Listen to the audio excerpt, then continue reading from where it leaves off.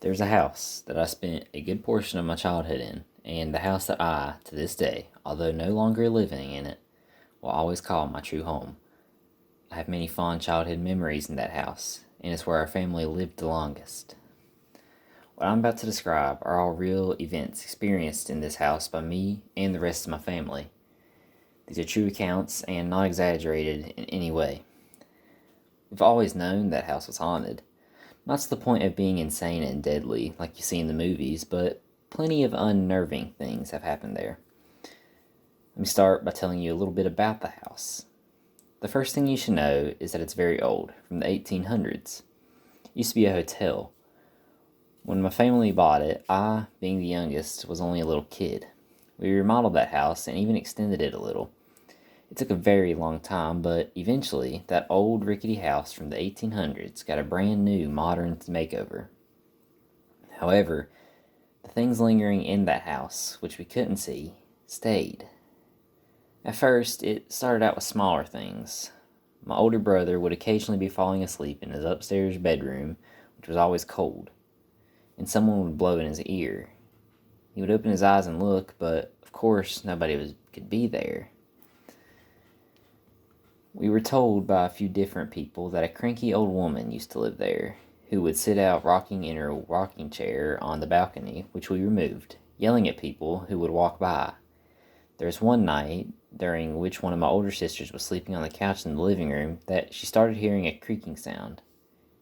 She described it as wood, creaking rhythmically, coming from the spot just outside of one of the upstairs windows, which used to be a door that led out to the balcony that no longer exists. One time, when I was little, being all adventurous like I was, I took a digital camera up to the furnished attic at night, where it was quiet and pitch black. I made my way into the middle of the room, held up the camera, and started snapping pictures. I could only see what I was taking pictures of when the camera would flash, and then afterwards, when I looked at the taken picture on the digital screen, I eventually saw in one of the pictures I had taken while I was facing a wall, a small black spot in the middle of the screen. I took another picture pointing the same way and saw that the spot was still there but had grown.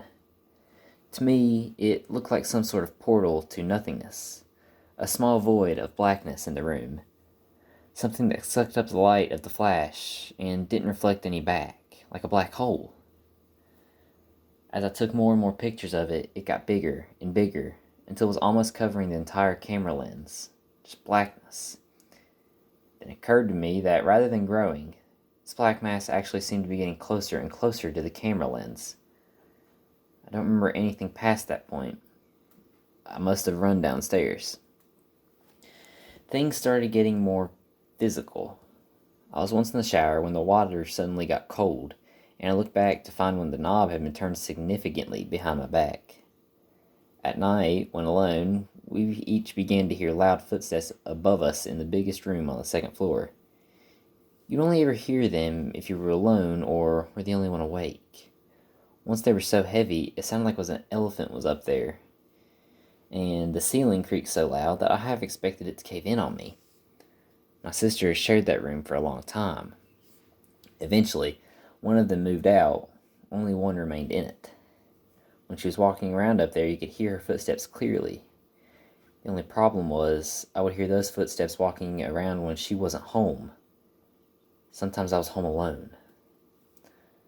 My mom was awakened one night when my friend was sleeping over to loud footsteps running up and down the stairs. According to her, it sounded like more than one person and was practically a stampede. She jumped out of bed, angry at us being up so late, causing such a racket, opened her bedroom door in the room where you can see the bottom of the stairs, but there was only dead silence and darkness. Everything was still. She thought she must have run upstairs and she had just missed us.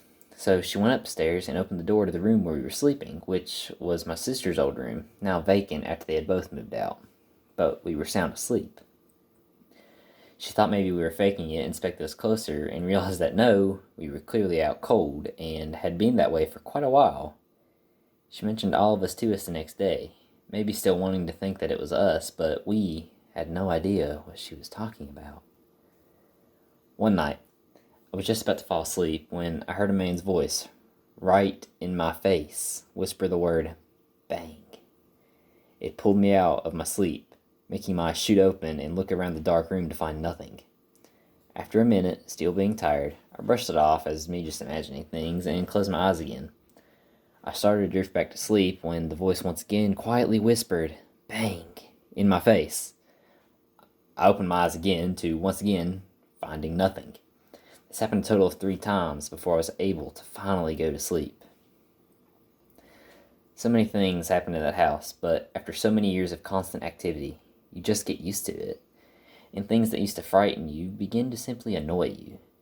Sometimes, if you were alone and there was a persistent noise being made when no other person was around, like the squeezing and popping sound of plastic water bottles in the kitchen, you could simply look in that direction and say, "Stop it." And sometimes it would just stop. We were eventually able to get the things that were dwelling in that house out, and the activity, after years of persistence, stopped altogether. As I said earlier, I still consider that house my one and only true home, and I always will. I spent years growing up there as a child, with my family and 2 of my close friends, as well as family friends. Despite the occasional paranormal activity, I have many good memories of that place. It is where my mind will always wander back to whenever I think of the word home.